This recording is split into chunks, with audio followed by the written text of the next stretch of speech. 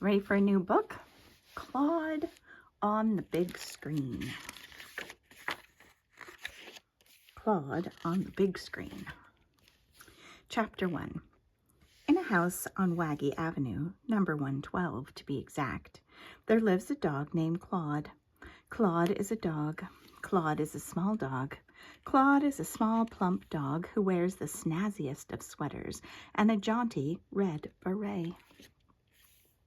Claude lives with his best friend, Sir Bobbly Sock, who is both a sock and quite bobbly. He also lives with Mr. and Mrs. Shiny Shoes. Every day, Claude waits for them to shout, "Cheerio!" and skip out of the door to work. Then he and Sir Bobbly Sock have an adventure. Where will our two chums go today? Chapter 2.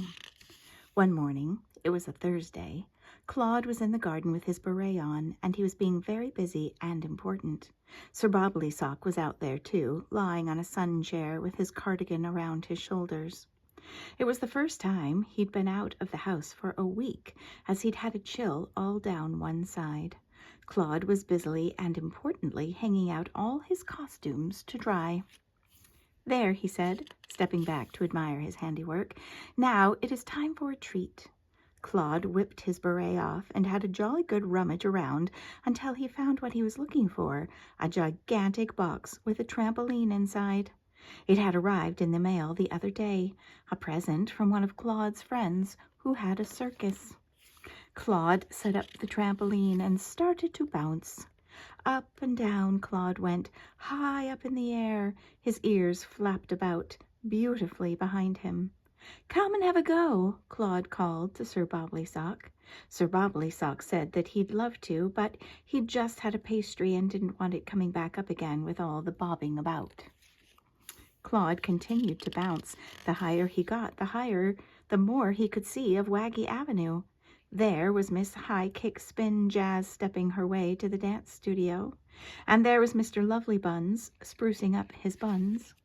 And there was a giant gorilla in a dressing gown drinking a cup of tea. A gorilla in a dressing gown drinking a cup of tea? What on earth was a giant gorilla doing on Waggy Avenue?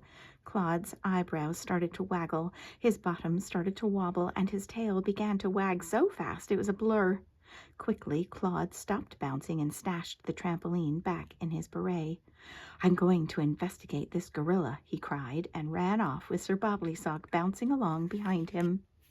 Unfortunately, in his excitement to find out what was going on, Claude managed to get his foot caught in a dangly bit of the clothesline, and twang! The whole thing fell down.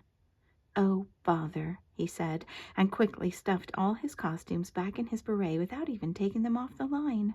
Then Claude and Sir Bobbly Sock went through the front door, down the steps, and out onto Waggy Avenue. Chapter 3. Oh my, was there ever such a lot to take in? Claude had never seen Waggy Avenue quite like this before. Everywhere he and Sir Bobbly Sock looked, there was gigantic spotlights, whirring cameras, and a big fluffy microphone poking out. Claude was just ogling at it all when he tripped over a bit of clothesline that had escaped from his beret. 3 somersaults later, he landed smack bang in front of one of the film cameras.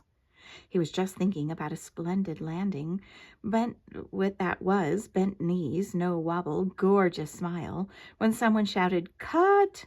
and marched over to Claude.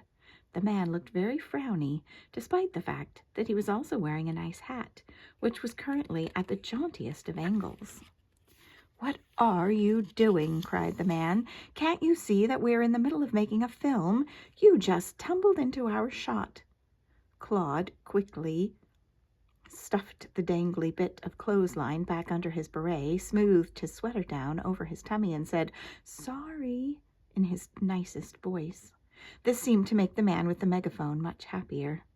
"It's okay," he said. "It was only a rehearsal. My name is Everard Zoomlens, and I am directing this film called Gorilla Thriller. It stars these 2 actors here, Errol Heartthrob and Gloria Swoon." Claude introduced himself and Sir Bobbly Sock. Claude told Gloria Swoon that he liked her dangly earrings. Sir Bobbly Sock went a bit pink when Errol Heartthrob shook his hand and felt ever so glad he'd put his curlers in the night before. "And this is our wonderful gorilla," said Everard. "His name is Alan." The enormous gorilla stood up and gave Claude and Sir Bobbly Sock a very dramatic bow. He'd been classically trained. "Would you like to watch us make our film?" asked Gloria. Claude had never seen a film being made before, so said "yes, please" in his outdoor voice. Sir Bobbly Sock had seen one before years ago, but that's a different story. "You can sit yourself down there and watch," said Everard Zoom Lens. "There's lots for us to do before we can start filming properly." So Claude and Sir Bobbly Sock settled themselves down and watched closely as Errol Heartthrob, Gloria Swoon, and the gorilla rehearsed their scene. Chapter 4. From what Claude could gather, the film was about a giant gorilla who had escaped from the jungle and was now hoofing up the side of a building while waggling Gloria Swoon about in one of his gigantic hands. Errol had to rescue her by being very handsome and brave. It was terribly exciting. "Right," said Everard eventually. "Everyone take 5. Everyone shuffled off to their trailers to prepare for the afternoon's filming, leaving Claude and Sir Bobbly Sock alone. First, Claude sat on his seat and slurped a juice carton. Sir Bobbly Sock nibbled a fig roll. Then Claude swung his legs for a bit and sighed. Sitting down and waiting was awfully boring sometimes. Soon Claude's eyes started to wander. Then his hands wandered, and finally his legs wandered. He was just sneaking back to his seat after some terrific snooping when a bit of the clothesline escaped from under his hat again. "This is going to cause a terrible accident," he said. Claude tried to stuff it back under his beret, but it managed to wrap itself around one of his feet, and yowzers! This time Claude's landing wasn't anywhere near as splendid, but at least his bottom found somewhere soft to plop. On a big box of wigs. Wigs, Claude discovered, were hairstyles that weren't attached to heads, which meant that you could try as many on as you wanted. Claude thought he looked lovely with a head full of soft waves. Sir Bobbly Sock decided to keep it all very casual. Chapter 5. "There you are," said Everard Zoom Lens, "and you've found the wigs. Good. Would you be so kind as to help get them on the actors so we can start filming?" The two pals helped the actors put on their wigs. They did it very busily and very importantly. Errol Heartthrob had one with a curlicue. He also had quite a ravishing fake mustache. Gloria Swoon wore a blonde wig full of bouncy curls. Alan had a terrific, stylish toupee. The next thing that needed to be done was makeup. "We need them to look beautiful and very glamorous," said Everard through his megaphone. Claude thought faces weren't that different from coloring books, so he had some felt-tip pens, an emergency glue stick, and glitter in his beret. As Everard dashed off to tell someone where they could put their bananas, Claude set to work. The effect was rather striking. Lovely," said Everard, not quite as excitedly as Claude had hoped. "Let's go get into costumes and get this film started." The actors and Alan bustled off to their trailers to get changed. When they emerged again, they looked like different people.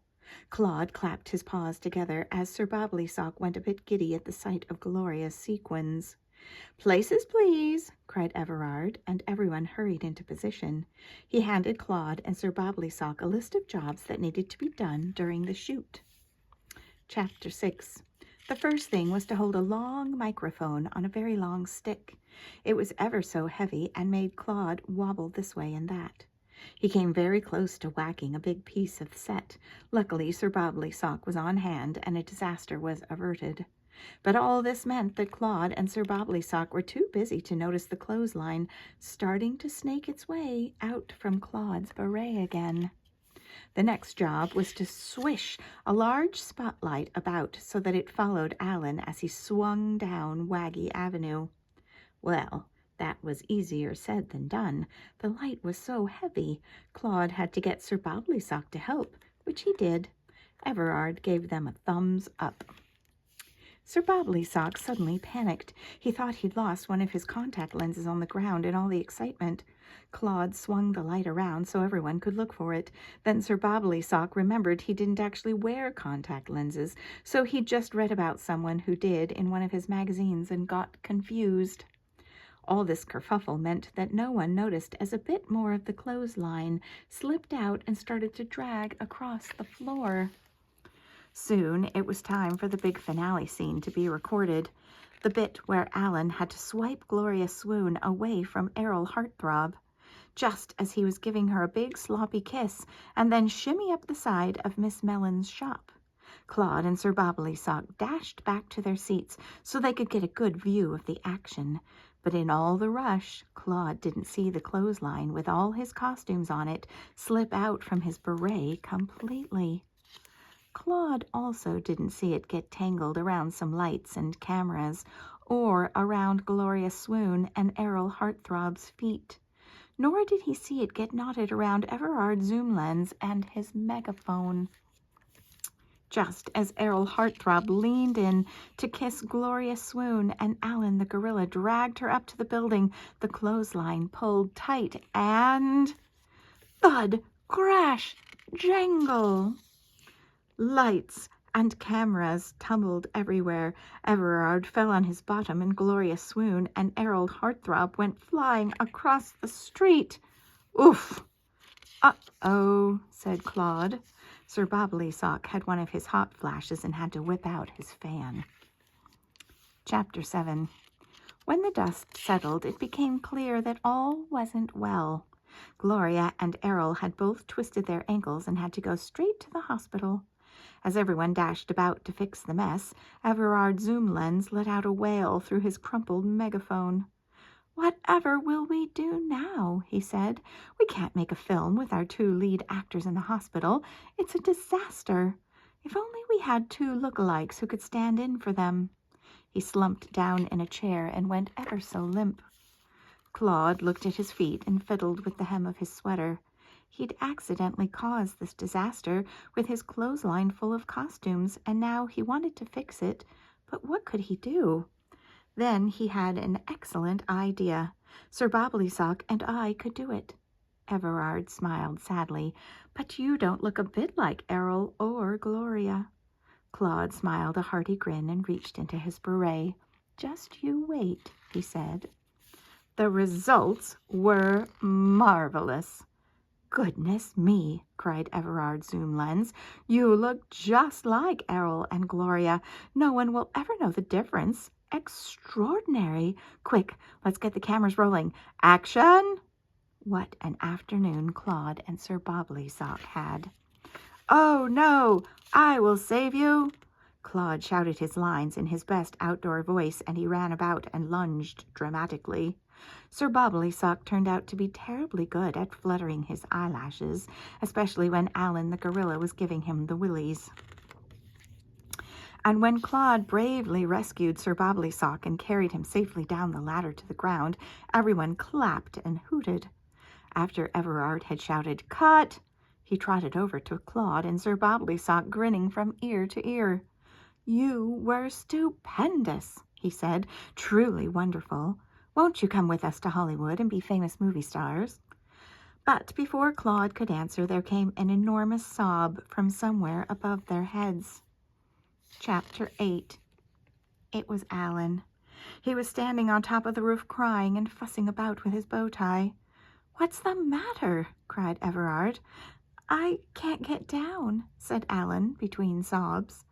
"Use the ladder," said Everard. But Alan wouldn't. If there was one thing he was more frightened of than heights, it was climbing down a ladder. "Oh, no," said Miss Mellons. "I can't have my customers choosing their cabbages and picking their plums with a gigantic gorilla crying all over them." She was right, of course, but Claude wondered if he could help. Was there some way of getting Alan down that was fun and not frightening? Of course there was. "Come on, Alan," cried Claude from his trampoline. "This is lots of fun." He carried on bouncing while Alan nervously shuffled closer to the edge. Claude smiled his nice smile and even wagged his tail encouragingly. At last, Alan covered his eyes, took a deep breath, and leapt. Boing, boing, boing. A movie star and a gorilla rescuer, beamed Everard, joining Claude and Alan for a bounce. Are you sure you won't come and be a world-famous actor?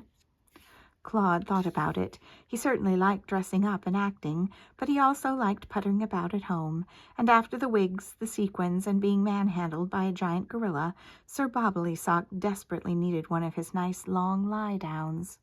Claude explained all of this to Everard Zoom Lens. He was disappointed, but understood.